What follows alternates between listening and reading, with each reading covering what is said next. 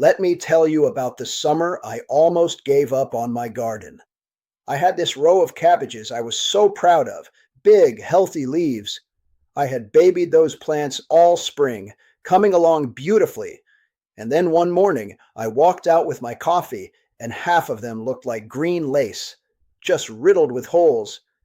Something had been out there all night eating my hard work, and I could not even see what it was. And I remember standing there in my slippers, genuinely furious, thinking about driving to the store and buying the strongest thing on the shelf and just soaking everything in it. And maybe you have had that exact morning too. That helpless, angry feeling of watching something you grew get destroyed and not knowing what to do about it. But here is what I have learned since then, and it is the whole reason I am making this video. You do not need the strongest thing on the shelf. You almost never do.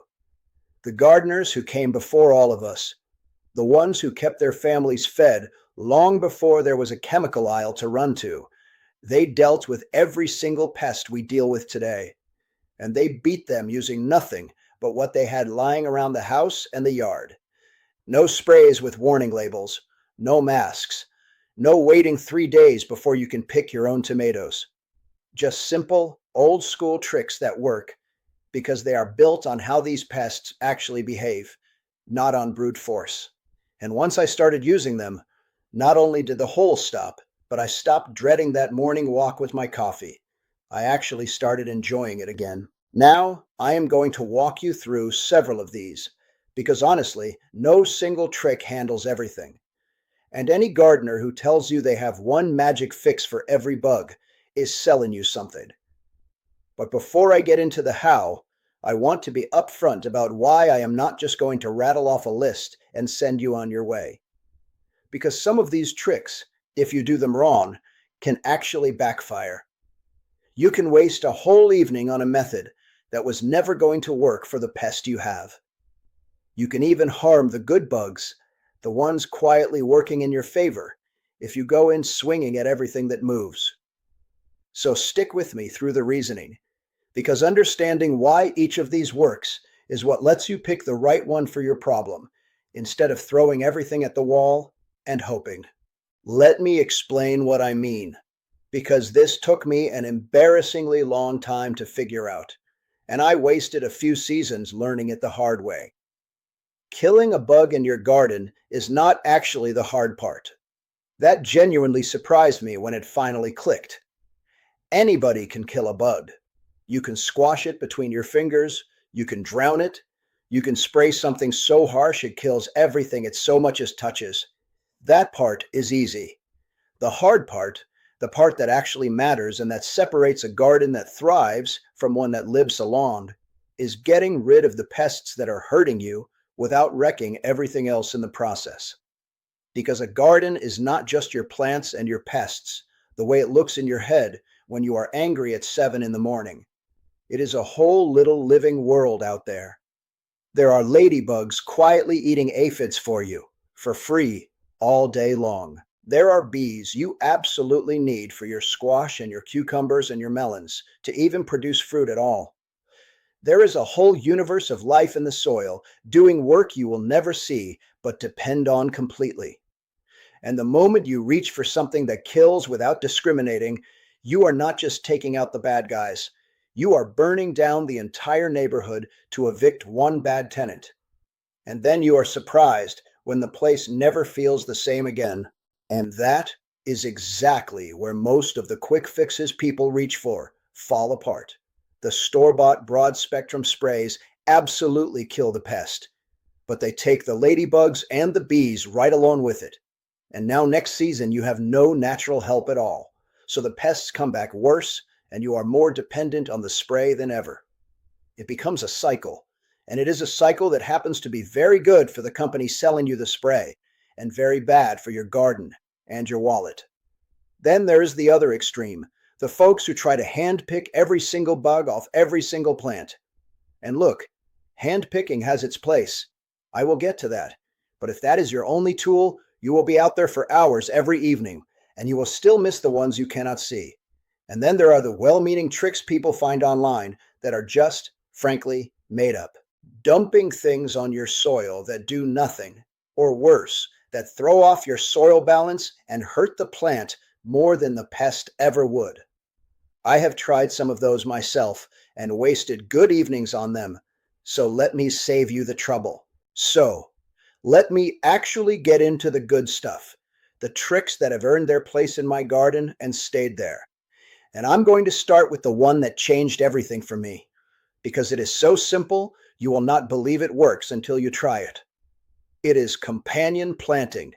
That is the real name for it. And it just means planting certain plants next to each other on purpose because of how they affect the bugs. The old timers did not have the science to explain why it worked.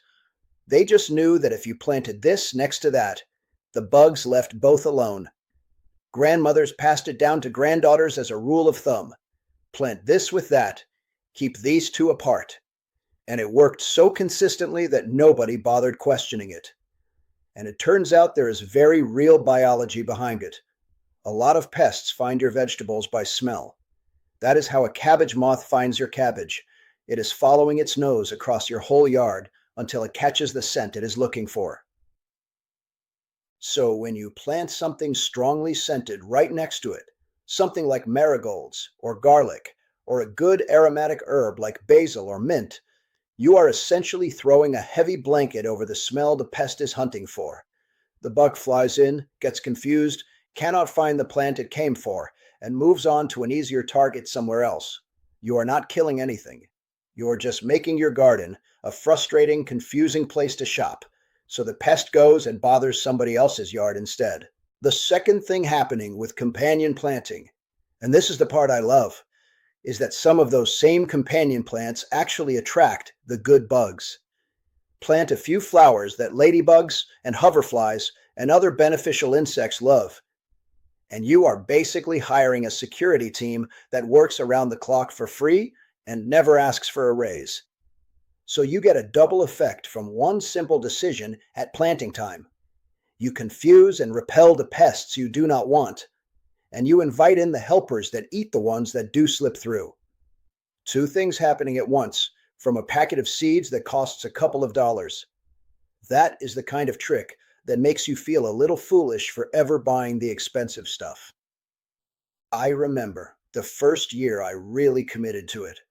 I tucked marigolds along the whole front edge of my vegetable bed, almost as an afterthought, mostly because I liked how they looked. And it was not until midsummer that I realized the bed had barely been touched by the pests that used to hammer it. It felt like I had gotten away with something. Before I get into the rest of these, let me say something quickly, because if this is the kind of gardening you are into, you are going to want the other videos too. This channel is all about this, the old ways, the practical stuff that actually works, explained honestly, without anybody paying me to push a product on you. No sponsors, no secret affiliate deals, just what I have learned works in my own dirt. So if that sounds good to you, sticking around means you will catch the next one when it comes out. And that is really all there is to it. No pressure. And while you're here, do me a favor and tell me down in the comments what pest is driving you the most crazy right now. Is it aphids? Is it slugs? Is it something chewing holes in your leaves overnight, like my poor cabbages? Tell me, because it genuinely helps me figure out what to make videos about. And I read all of them. All right, let me give you the actual methods now, the ones I reach for, depending on what I am dealing with. Because the whole trick is matching the method to the pest. There is no single spray for everything. And once you accept that, gardening gets a lot less frustrating. Let me start with the soft-bodied bugs. Your aphids, those little clusters you find all over your new growth and the undersides of leaves. So thick sometimes, it makes your skin crawl. For those, the old reliable is a simple soap and water spray, and I want to be precise here because the ratio genuinely matters. You want about 1 tablespoon of a pure mild liquid soap. A plain Castile soap is ideal, mixed into 1 quart of water. If you need more, scale it up to about 4 tablespoons per gallon, since a gallon is 4 quarts. And I cannot stress this enough. Use a plain, gentle soap, not a heavy-duty dish detergent full of degreasers and antibacterial additives and lotions, because those extras are exactly what burn your plant's leaves. This is the mistake I see people make constantly. They grab whatever is by the kitchen sink, figure soap is soap, and then wonder why their plant looks worse than before. Not all soap is the same, and the wrong kind is how a good idea turns into scorched leaves. You mix it up. You put it in a simple spray bottle or a small pump sprayer, and you spray it directly on the bugs, getting the undersides of the leaves where they love to hide. It works on contact by breaking down their soft protective coating, so you have to actually hit them with it. It is not something you spray around the plant and forget about. And here is the one rule I never break. Do this in the early morning or the evening, never in the hot direct sun, because soapy wet leaves under strong sunlight can scorch. And then you have gone and traded a bug problem for a burn problem, which is a bad trade. For the bigger pests, the caterpillars and the beetles you can actually see with your own eyes. Honestly, nothing beats the oldest method there is, which is just picking them off by hand. I know. It is not glamorous, and it is nobody's idea of a fun Saturday. But hear me out, because there is a smart way to do it that my grandmother taught me, and that makes all the difference. You take an old container, a coffee can or an old bucket, whatever you have, and you put a couple of inches of soapy water in the bottom of it. Then you walk your rows in the early morning, when the bugs are still cold and slow and sluggish and easy to catch, and you just knock them off the leaves and into the water as you go. The soapy water does the rest, and I will tell you, it is far more satisfying than it has any right to be. It costs you absolutely nothing but 10 minutes and the coffee already in your hand. And for a small backyard garden, it is genuinely one of the single most effective things you can do. The reason the morning timing matters so much is that a lot of these pests are cold-blooded and stay slow until the sun warms them up. So at dawn, they are not going to fly off or scurry away from your hand the way they would at high noon. Catch them while they are still half asleep, and it is barely a contest. Now for the crawling pests, the slugs and the snails that come out at night and leave those silvery, slimy trails and ragged holes all over your leaves. There are two old tricks I swear by. The first is a shallow dish of beer, sunk into the soil, so the rim sits right at ground level. Slugs are drawn to the yeast. They cannot resist it. They crawl in over the edge, and they do not crawl back out. A cheap can of beer you would never actually want to drink is plenty, and you would be amazed the next morning at how many you catch in a single dish. The second trick, if you would rather not put beer out, or if you have already gone through your cheap beer, is a barrier method. Slugs and snails have soft, tender bodies, and they will not drag themselves across something sharp and scratchy. So a ring of crushed eggshells or coarse, gritty material around the base of a plant they love acts like a wall of broken glass they simply refuse to climb over. I save my eggshells all winter long in a container on the counter for exactly this purpose, crushing them up when spring comes. It is completely free. It is totally harmless to everything else in the garden, and it turns your breakfast scraps into a defensive moat around your lettuce and your hostas. There is something deeply satisfying about beating a pest with nothing but what you are about to throw in the trash. And here's a trick that ties all of this together, and it is the one the old-timers understood in their bones better than anyone selling anything today. The single best pest control there is, bar none, is a strong, healthy plant growing in healthy soil. I know that sounds almost too simple to be useful, like something you would roll your eyes at, but stick with me, because it is the deepest truth in this whole video. Stress is what invites pests in. A weak, struggling plant, one that is overcrowded, fighting its neighbors for light, or sitting in tired, depleted soil, or getting watered a little bit every day so its roots stay shallow and lazy. That plant actually gives off chemical signals that pests can detect and are drawn toward. Pests are opportunists. They go for the easy meal, the plant that cannot fight back. A vigorous, well-fed plant, on the other hand, has the resources to push out new growth faster than pests can eat it, and to physically resist damage in ways a weak plant just cannot. So here's the thing that took me years to really understand. Half of old school pest control was never about the bugs at all. It was about growing plants so healthy and so strong that they could largely take care of themselves. Give them enough space so air moves between them. Feed the soil so the soil can feed the plant. Water deeply but less often so the roots grow down strong instead of staying near the surface. The strongest, best cared for plants in my garden are the ones the bugs bother the least, every single year, without fail. And I promise you, that is not a coincidence.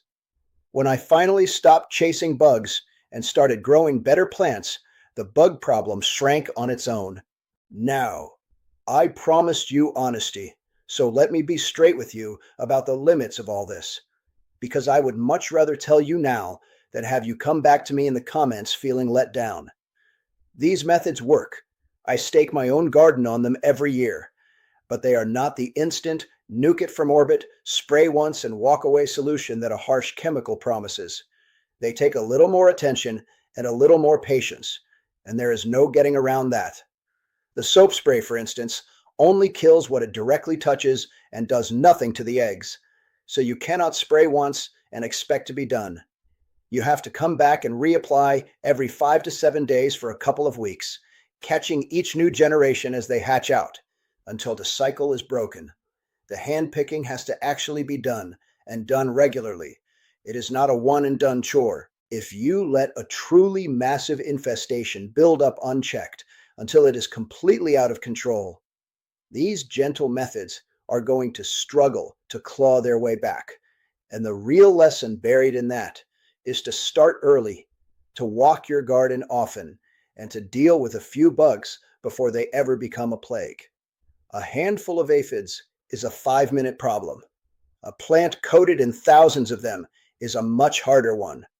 And I will be honest, none of these methods will do much of anything against a serious plant disease, a fungus or a blight or a virus, because that is an entirely different kind of problem with an entirely different set of solutions, and honestly, it deserves its own video, which I will get to down the road. But here is a bonus that most people never think about, and it is honestly my favorite part of gardening this way. When you stop spraying harsh chemicals, your garden slowly heals itself into a balanced little ecosystem that starts doing more and more of the work for you, all on its own. The first year is the hardest. I will not pretend otherwise, because your natural helpers have not moved in yet, and you are doing most of the work by hand. But by the second year, once the ladybugs and the lacewings and the birds and the little predatory insects figure out that your garden is a safe, poison-free, all-you-can-eat buffet, they show up in real numbers, and they start handling a huge chunk of your pest problem before you even notice it began. You walk out one morning and realize you have not had to do anything in a week because the aphids got eaten before they ever got established. You go from fighting a full-blown war every single summer to just doing a little light patrol. That, right there, is the real reward for the patience. And it is something no bottle on any store shelf can ever sell you, because you cannot buy a living balance. You can only grow it. Let me give you a few real warnings, though, because even natural, gentle methods deserve respect and can go sideways if you are careless.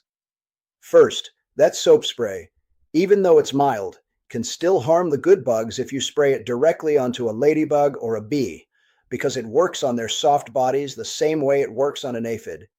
So only spray it where you actually see the pests clustered, and never just blanket the whole garden with it out of laziness. Target. Do not carpet bomb. A minute of aiming saves you your whole beneficial insect crew. Second, be careful with those beer traps if you have dogs or curious pets or small children around, because some animals will absolutely go for a dish of beer. So tuck those traps somewhere your pets genuinely cannot reach them, or skip them in favor of the eggshells if that is a concern. Third, and this connects right back to what I said about healthy soil, Do not go overboard trying every single trick at once on a plant that is already stressed and struggling. I have watched people, and I have been that person, fuss over a sad little plant with 5 different treatments in a week and end up stressing it even more. Sometimes the kindest and smartest thing you can do is fix the underlying problem, the watering, the crowding, the poor soil, and then just leave the plant alone to recover its strength. More intervention is not always better. Very often, in the garden, the lightest touch is the one that wins. Let me tell you how this all finally came together for me, going back to those poor lace curtain cabbages that started this whole thing. That next season, I did it completely differently, and I want to walk you through it because it shows how these tricks stack together. From the very start, when I put the cabbage seedlings in, I planted marigolds and some aromatic herbs right in among them, not off in a separate flower bed, but woven right into the row where the smell would do its work. I kept an old coffee can with a couple inches of soapy water sitting right by the back door, and I made hand-picking part of my morning coffee routine, just 5 minutes walking the rows before the day got going, knocking any beetles and caterpillars I found into the can. I put down a ring of crushed eggshells around the base of the plants the slugs always went for. And more than any single trick, I focused on just growing strong, healthy plants in good soil and not crowding them the way I used to. The results came in stages. The first couple of weeks, I still saw some bugs, and I will be honest, there was a moment where I worried it was not working. But I stayed with it. By about week 3, I noticed the marigolds had filled in and the pest pressure had clearly dropped. By high summer, when my cabbages the year before had been green lace, these were tight, full, and whole. I still saw the occasional bug, of course. That's just gardening. There's no such thing as a bug-free garden, and you should not want one. But I never again walked out to that gut punch of an entire row destroyed overnight. And the best moment of the whole season, my neighbor, who had been faithfully spraying his garden all summer long, actually leaned over the fence one afternoon and asked me what product I was using, because my plants looked better than his. And I got to tell him, completely honestly, nothing. Nothing but eggshells, marigolds, a can of cheap beer, and about 5 minutes every morning. And let me put the actual cost of that in perspective, because it still makes me laugh a little every time I think about it. That neighbor, over the course of that one season, easily spent $50 or $60 on various sprays and treatments and gadgets, some of which worked for all of a week before they needed reapplying, and some of which I do not think did anything at all. Me, on the other side of the fence, I spent a couple of dollars on a single packet of marigold seeds. I used eggshells I would have thrown straight into the trash anyway, and I opened exactly 1 can of the cheapest beer in the store.